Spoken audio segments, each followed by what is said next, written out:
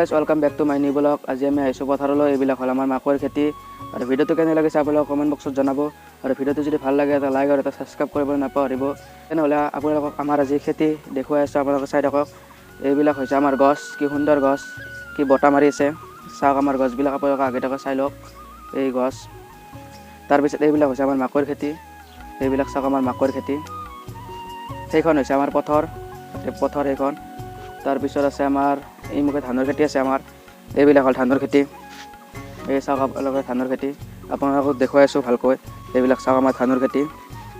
কেনে লাগিছে আপোনালোকে কমেণ্ট বক্সত জনাব।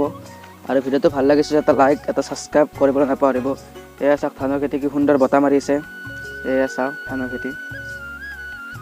ভাল লাগিছে নে বেয়া লাগিছে আপোনালোকে কমেণ্ট বক্সত জনাব।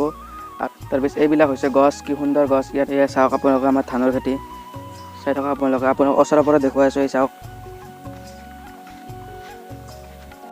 আপোনালোকক দূৰৰ পৰা দেখুৱাই আছোঁ। এইবিলাক চাওক আমাৰ ধানৰ খেতি।